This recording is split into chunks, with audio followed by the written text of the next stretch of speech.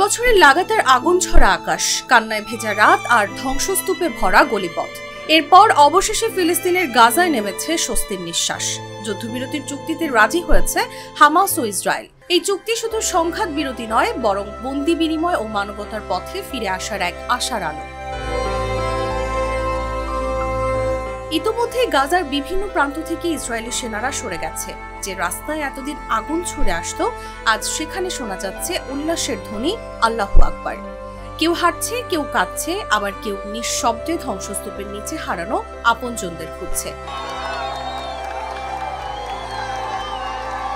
বার্তা সংস্থা এএফপি জানায়, হাজার হাজার বাস্তুচ্যুত ফিলিস্তিনি গাজা সিটির পথে রওনা হয়েছে।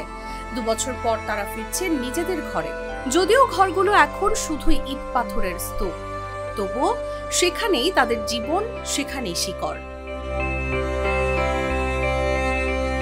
এই যুদ্ধবিরতির মধ্যস্থতায় যুক্তরাষ্ট্র, মিশর, কাতার ও তুরস্ক কাজ করেছে। মার্কিন প্রেসিডেন্ট ডোনাল্ড ট্রাম্প তার বার্তায় লিখেন, এটি স্থায়ী শান্তির পথের প্রথম ধাপ। হামাসের আলোচক দলও বলেছে, গাজায় অবশেষে যুদ্ধের অবসান ঘটবে।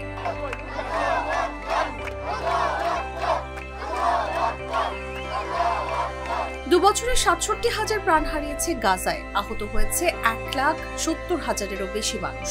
আজ সেই রক্তের উপর দাঁড়িয়ে গাজার শিশুরা প্রথমবারের মতো বলছে, আমরা আর ভয় পাই না, আমরা বাড়ি ফিরছি।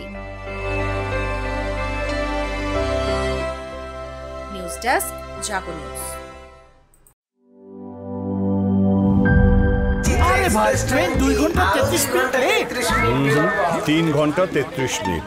শোনেন, আপনি একটা ডিস্টার্ব। আরো 4 ঘন্টা 33 মিনিট। আরো 4 ঘন্টা, এটা কোনো কথা?